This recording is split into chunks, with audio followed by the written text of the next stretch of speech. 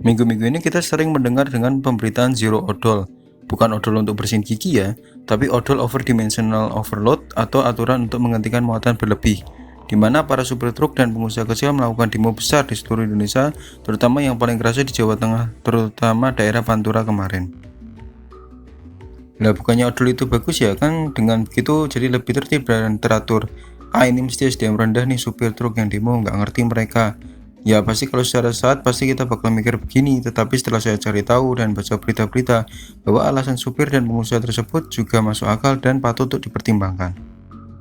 Jadi dari awal dulu ya, tentang zero odol yang seperti saya bilang tadi, gunanya untuk agar pengendara truk biar lebih tertib dengan tidak memodifikasi truk mereka yang misal truk hanya bisa mengangkat 1 ton, mereka modif jadi 2 ton, yang modifannya juga nggak sesuai standar. Juga ada yang melebihkan panjang gandengan truk yang sudah kayak ular. Juga keuntungan aturan ini jelas untuk pengguna jalan raya lain ya seperti kita-kita ini. Yang jelas kita bisa aman berkendara tanpa takut lihat truk dengan muatan barang yang nggak masuk akal jalan di depan kita. Di sepanjang tahun 2017 sampai 2021 aja data Korlantas tercatat 349 kasus kecelakaan yang melibatkan truk odol dengan lonjakan menjadi 200 kasus pada tahun 2023. Sepanjang tahun 2024 dari 27.337 kecelakaan yang melibatkan angkutan barang. Dan gak hanya ini aja, karena berlebihan muatan, jalan-jalan di Indonesia juga jadi banyak yang hancur. Bahkan di depan rumah saya yang karena sering dibuat lewat kadang truk dan pickup, baru 1 bulan diperbaiki, udah cekung lagi jalannya. Dan kerugian dalam perbaikan jalan per tahun itu bisa mencapai 43 triliun. Jadi setahun itu negara menanggung segini. Jadi dari ini kita paham kan, emang zero odol ini sangat harus diberlakukan. Tapi kita bahas alasan mengapa sih para supir truk dan pengusaha menolak, bahkan sampai demo 1000 lebih supir truk, bahkan sampai menutup jalan, bahkan yang di Solo sampai menghancurkan ambulan yang jangan ditiru ya, karena udah melanggar hukum. Bukan demo ini namanya, walaupun sudah diselesaikan masalah itu. Ya kalau saya seharusnya ya nggak harus ya untuk menutup jalan, karena kamu dengan ini lebih menyusahkan masyarakat daripada pejabat yang ingin kamu demoin itu. Jadi tuntutan para supir ini terutama yaitu merevisi UUD tentang jalan dan angkutan agar semisal ada kejadian yang disalahkan ya jangan supir aja, karena biasanya truk yang overload juga permintaan pengusaha juga. Merevisi juga aturan angkutan berdasarkan jauh tidaknya medan, bukan berapa berat bawaan si truk. Makanya kenapa praktek odol ini marak. Membentuk pengawas yang independen dan mengkaji ulang karena infrastruktur jalan dan medan terjang, misal di daerah Kalimantan belum seperti di daerah Jawa.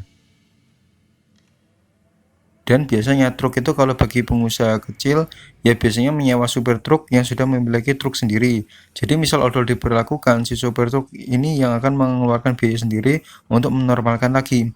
Beda misal kayak pengusaha besar seperti gudang garam yang punya truk sendiri. Dan supir truk juga menuntut agar dibersihkan pungli juga, karena perlakuan zero odol akan mengurangi pendapatan dan misal praktik pungli masih yang oke lah kalau misal pungli cuma 1 kali aja, tapi sebenarnya juga nggak oke ya. Lah kenyataannya kalau mau tahu tentang pungli, misal supir truk dari kota A ke menuju kota E, biasanya kota A dipungli terus C, D lalu E, jadi makin rugi bandar.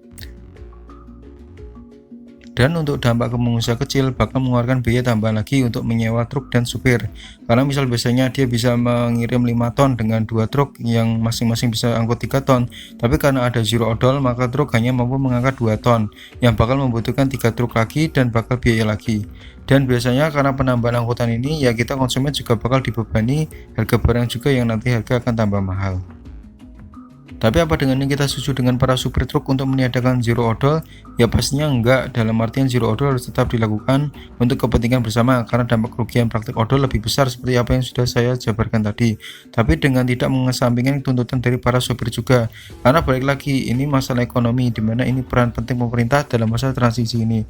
Jangan terus buat peraturan tanpa bantuan langsung ke pengusaha dan supir. Pemerintah juga harus mengatur tarif, infrastruktur, dan hukum yang jelas.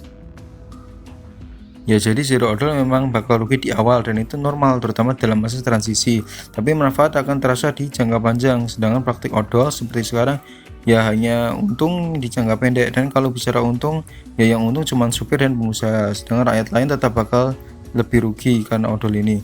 Misal kecelakaan yang kena pengemudi lain juga, jalan cekung ada kecelakaan bisa kena pengemudi lain juga, apa jalan nanjak cuma lo nggak kuat naik bisa bikin pengemudi belakang kecelakaan juga. Jadi emang zero odol mau nggak mau tetap harus dilakukan untuk kepentingan bersama.